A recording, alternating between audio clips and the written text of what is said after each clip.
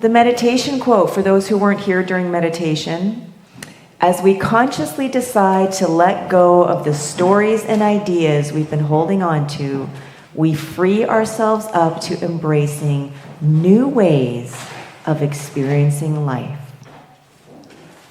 So I think I've talked about this before on Wednesday. I know I have on Sunday because I just talked a little bit about it this past Sunday. There is a group that Glenn and I are part of that kind of sprouted, if you will, out of a class that we were in February. And because it was taking place on Wednesday nights, our friend Lori, who's the facilitator, graciously decided that she would offer a Monday night so that Glenn and I could spend some time with her going over the material so that we had some kind of connection, a live connection with people in the class. And what ended up happening was there were a few people who attended the Wednesday that also came on the Monday and then kind of stayed on the Monday. And then as the class was wrapping up, Glenn and I hadn't finished reading the book that the class was using as sort of the anchor for the experience. So our friend Lori said, you know what, let's just keep going. Like, this is a really nice group and we'll just keep going, for as long as people want to go or until nobody shows up, essentially, right? So it is now almost November and we're still going strong with our Monday night group. And there's a core group of 5 of us that get together. It's now on Tuesdays though, because we're taking another class and all of us are in this class on Monday nights. So we've moved our Noticing Ninjas group to Tuesday nights. And the reason that it is noticing is because a lot of the course that we were taking, we were meant to be noticing, what is it that we're feeling? What is it that we're doing? What is it, the habits that we're engaged in? And it all revolved around money and prosperity. But like the author of the book that we were using, her name is Maria Namath, and the book is called The Energy of Money. Like she says in there, how you do money is how you do life. And so when you get your finances in order, when you really anchor yourself in a rock solid, healthy prosperity consciousness, then everything else in life starts to fall into place. And so it takes noticing, right? Like awareness of what it is that's going on, because if you're not aware, then how are you going to make any changes? So there's been a lot of noticing, and I can't even remember where the ninjas part came from, but it's just an affectionate name that we have for our group. And one day, a couple of months ago, when one of the gals in the group wrote an email to everybody, she wrote the word noticing with KNOW at the beginning of it, because we're like noticing and knowing at the same time, like who we are, right? And becoming more and more aware of that. And so we're still meeting, and one of the things that has been kind of like a monkey on one of the women's backs is her office. And her office has just been in this state of chaos. We never saw it, she just talked about it every week. My office, oh my God, my office. Like one of these days, I'm going to clean it up. I'm going to send you guys a before and after picture and you'll see what I've been dealing with, for the last, what we found out has been 4 years. Anyway, so she was going on and on about it last week. And so at one point I just said, just show us your office. Okay, just like take your computer and just turn it around and just show us what it is that you're talking about. And so she did. We finally got to see. And at first it was like, oh, that's not that bad. And then there was this corner that was this like waterfall of files and folders. It was like a dirty laundry pile or something, but of paper. And like, how does that even stay? And then it just got worse and worse and worse. And we're like, whoa, yeah. And so by the end of the conversation, I was like, okay, you know what? I have some piles of paper on my floor in my office that are not driving me crazy, but I am aware of them enough that they are now in the way and I want to put them away. And it's not like they're like massive piles of paper. It's just like one thing that I've put in separate piles because I know they're all going to go in their own file folders in the closet. But it's faster and it's easier for me to just put them down on the floor in neat little piles than go the extra 10 steps, open the door, open the box, and put them in the file folder or in the banker's box. So what I said was, I'm going to call you tomorrow morning at 7 a.m. We're going to set a 5-minute timer and we're both going to work on our stuff. Okay? That's it. 5 minutes. None of this like, oh, I need a full day or like several weeks or whatever. 5 minutes. It's been a week. Okay? And it has been a week of noticing as we clean up our offices. And so the first thing is like, wow, what a difference 5 dedicated minutes of being intentional can make. Like, huge.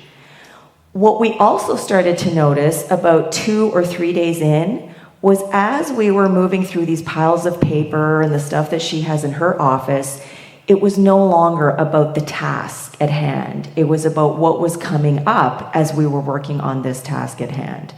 And so what we were noticing is that as we were clearing and cleaning all of these things, it opened up room for a whole bunch of uncomfortable stuff to start bubbling up. And it got to the point for me yesterday where I noticed so much resistance in me about doing this. You know, seeing that it's working, because there's nothing on my floor anymore except for 2 tiny little piles, and they're things I'm currently working on, so they're staying there. Everything else has been put away. And yet, it's like there is this saboteur in me that is determined to mess things up so that I can go back to, oh man, look at all the stuff I have on my floor. Look at how tired I am, how exhausting this venture has been. It would have just been so much easier to not even attack it at all. Oh, poor me kind of thing, right? What is that? Like, what is that? You know, I'm seeing me doing things that don't fit with this sort of plan that, you know, my friend and I have made for ourselves. I'm seeing the benefit of, you know, what it is that I'm doing, and yet there is something in me that's like, It was a lot easier to just leave it there, and then we had this amazing story of like how annoying it was and how frustrating it was to be tripping over these sheets or whatever, and now we don't have that story anymore. So I got to create something so that you have another story to tell, right? And so that's where this quote came up for me is, you know, when we let go of these stories and ideas that we have, these stories that we've been telling, they're just stories. We can discard them at any time. We can choose something different at any time, kind of like the buttons that Kelby was talking about earlier. And yet there can be something in us which finds it so compelling to hang on to those ideas and stories. And then find someone who can commiserate with you. Oh my God, I know, my office too, which is exactly what was happening, you know, with this woman in the group. But still, even with all of that happening, there is this commitment, there is this determination, and there's this extra layer of accountability because we're doing it together, right? So our offices are getting cleaned up. We're noticing all of these uncomfortable feelings that are coming up, and we're leaning into the fear and just doing the stuff anyway. And what it reminded me of was many years ago, I took a class on this book by Bishop Desmond Tutu, The Book of Forgiving. Anybody here read this book? Beautiful, beautiful book. So many stories in there about forgiveness, written by him and his daughter, and wow, her story of forgiveness in there is quite powerful. I've read it about, 15, 20 times or something. Pick up something new every single time. And it's not just a book of stories, it's actually, it's a program. And so in there are various exercises that you do, and each one builds on the previous one. So there's one in there where I read about it and I'm like, oh, I know what this is about. I don't have to do it. Like intellectually, I know what's going to happen, right? And what it is you find a stone somewhere, a stone that you can hold in your hand, but it's like heavy enough that you know that it's there, right? And then you're supposed to hold this stone in your non-dominant hand for an entire day, all of your waking hours, okay? So just think about, what that would be like, right? You can kind of sort of, like, oh, yeah, I know. Let me tell you, thinking about it and then doing it, 2 entirely different things. And the day that I did it and I had to hang on to this stone all day, oh my God, not only did it mean I didn't have the use of this hand because it was holding on to something, I couldn't do all of these things that I would normally do. And then as I was, not able to do certain things, all the feelings that would come up, the frustration that would come up, all because I was holding on to this little stone. And by the end of the day, not only was I frustrated, not only did it take me longer to do a whole bunch of stuff, there was stuff I couldn't do, but my hand was all cramped from holding on to this stone. And it just made me think, why don't we just open up and let that stuff go that we're holding on to constantly? You know, instead of like, oh my God, you know, like my shoulder, my arm, whatever, like poor me kind of thing. And so I was telling my friend about this yesterday, and she's like, wow, you are so right. And that's what we're noticing, more her than me right now, because there's so much stuff in her office. But the things that we hang on to and how much they drag us and weigh us down. And so the title of my talk today is, What's Weighing You Down? And I was trying to find the perfect picture, and I couldn't find the perfect picture, so I found 3. And I superimposed them, because there's so many different ways that we can hang on to things. But ultimately, if we choose, whether intentionally or unintentionally, to hang on to stuff that doesn't serve us, what ends up happening? It weighs us down. It becomes harder to move. It becomes harder to physically move through our day and do stuff. It becomes harder to move forward because emotionally we are hanging on to so much baggage that we don't need. And so whether it's this massive boulder that this guy has on his back, whether it's the guy that you can barely see that has a suitcase that has who knows what in it that is really awkward to carry, or, and I kind of like the anchor, whether it's someone that is like hanging onto this anchor that is just like dragging behind them, slowing down, when all each and every one of them has to do is just let it go. It's as simple as that. But it's not always easy, because we like our stories. We like telling and retelling our stories. There's a payoff in there. So we need to get clear about, well, is this a story that I want to hang on to? And if it's a story I don't want to hang on to, then I can let it go. I can tell a new story. And so this exercise, which rapidly became, you know, not just about the paper on the floor, but about, wow, all of this stuff that is coming up, is just an amazing illustration for our own spiritual journeys and our own spiritual evolution. And how it really comes down to how committed are we, you know, and whether we're practicing consistently, whether we are doing something every single day, and who and what are we being accountable to? And if being accountable to ourselves isn't enough, are we willing to reach out to someone and say, hey, I could really use your support because this is important to me and I want to get it done and I can't do it alone.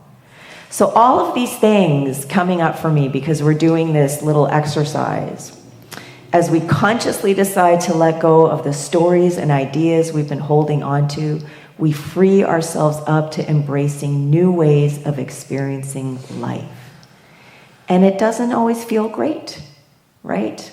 It's kind of like you have that big closet that's just full of stuff, and like in order to clean it up, you got to pull everything out.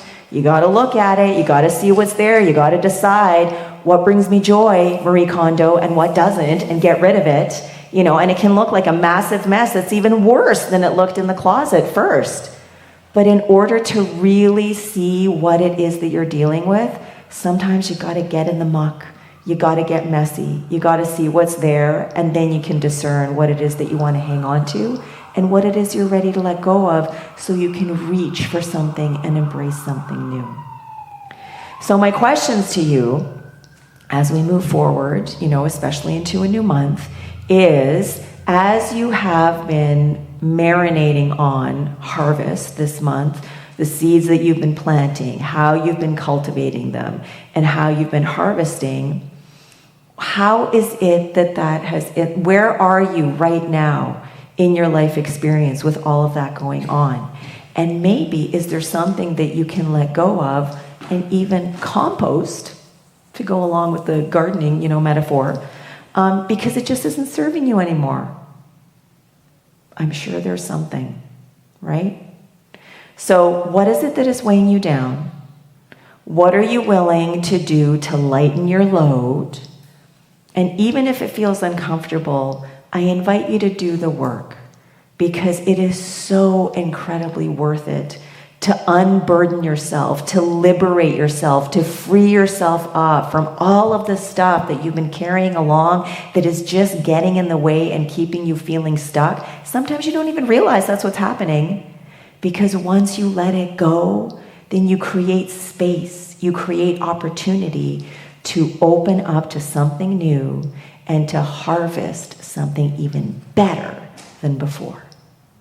Thank you, and so it is.